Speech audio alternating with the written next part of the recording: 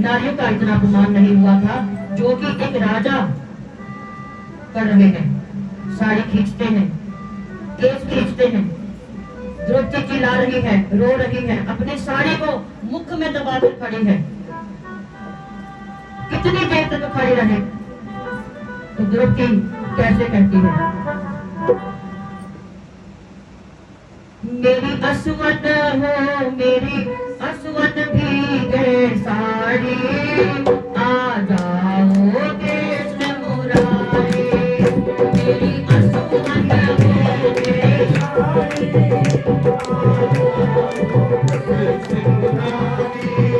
मेरी असवन भीगे साड़ी, आ जाओ कृष्ण मुरारी।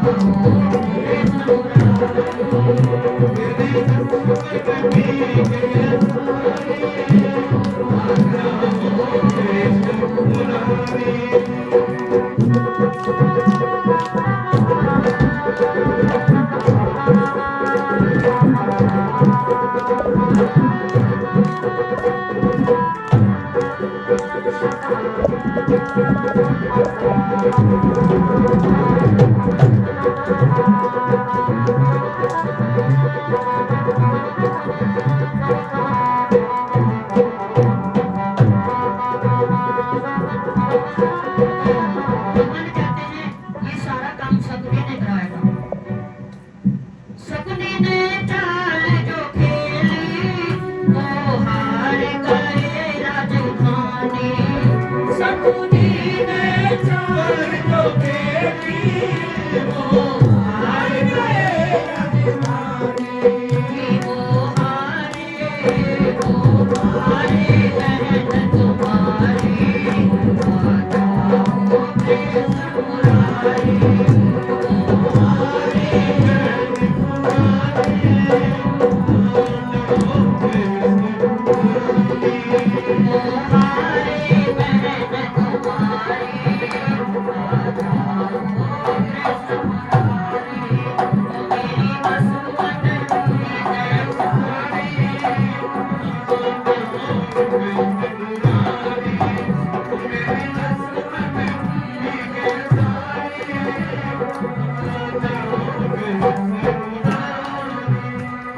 शासन अत्याचारी मेरे देश पकड़ कर लाया। शासन अत्याचारी मेरे देश पकड़ के लाया। मैला धरती में मारी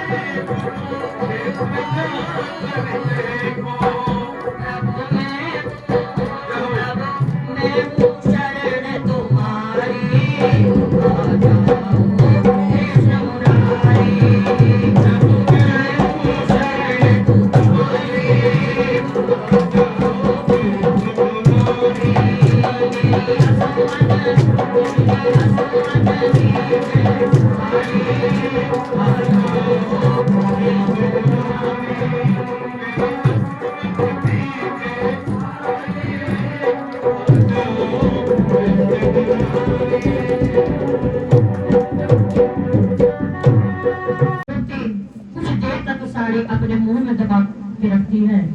काफी देर हो गई, द्रौपदी ने अपनी पूरी ताकत लगा दी। भगवान सब देख रहे हैं। अब बहुत देर हो जाती है तो द्रौपदी दोनों हाथ ऊपर कर देती है। ऊपर करके कहती है, हे परम पिता परमेश्वर मेरी रक्षा करो, हे परम पिता परमेश्वर मेरी रक्षा करो, मेरी रक्षा करो, मेरी रक्षा करो। हे द्वारिका के धीश, हे द्वारिका के नाथ मेरी रक्षा करो, द्वारिकाधीश मेरी रक्षा करो। अब ऊपर से जो साड़ियां आती हैं, साड़ी का इतना ढेर, इतना पर्वत इकट्ठा हो जाता है।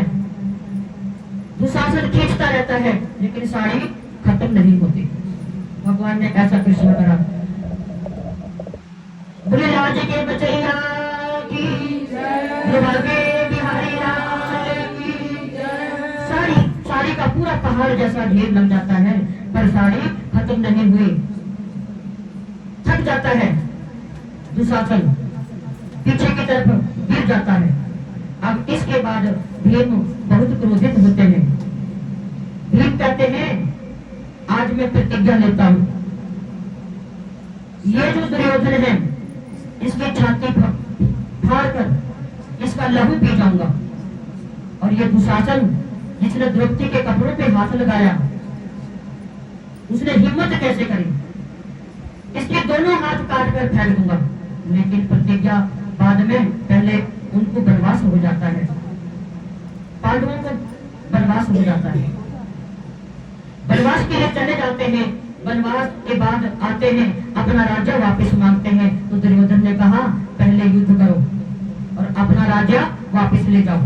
तो पांडव कहते हैं, तुमने वचन दिया था कि वनवास के बाद हमारा राज्य वापस कर दोगे, आपने वचन दिया था, क्या भूल गए? तो दुर्योधन कहता है, मैंने ऐसा कुछ नहीं कहा, अगर कहा है तो लिखत में बताओ। आजकल भी उन्हीं दिनों से ये परंपरा चलती आई थी, कोई बिना लिखे हुए विश्वास नहीं करेगा, लिखवा कर रखना पड़ेगा। चाहे मकान के कागज हो, चाहे घर के कागज हो, चाहे शादी हो, ब्याह हो, अगर लिखत में नहीं है तो झूठ है।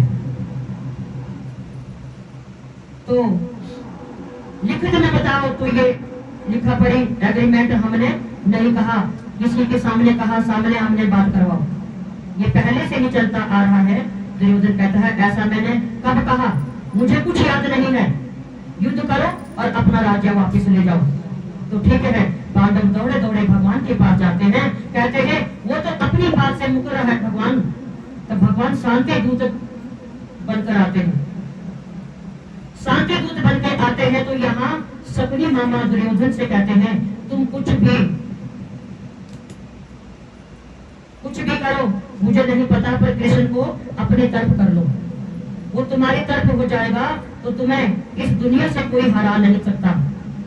उसे कैसे भी करो, कुछ भी करो, चाहे लालच दो, चाहे कुछ भी करो, जो उसको चीज पसंद है, पता कर लो क्या चीज उसको पसंद है, वही चीज करो और कृष्ण को अपनी तरफ कर लो, नहीं तो मारे जाओगे, हार जाओगे। तो भगवान को क्या पसंद है पता करो। भगवान को तो 56 भोग पसंद है, पता कर लिया। भगवान के लिए दुर्योधन 56 प्रकार के भोजन तैयार करते हैं। तो भगवान आते हैं, दुर्योधन कहता है चलिए पहले भोजन करेंगे। भगवान कहते हैं भोजन बाद में, पहले जिस काम के लिए मैं आया हूँ पहले वो काम करना है।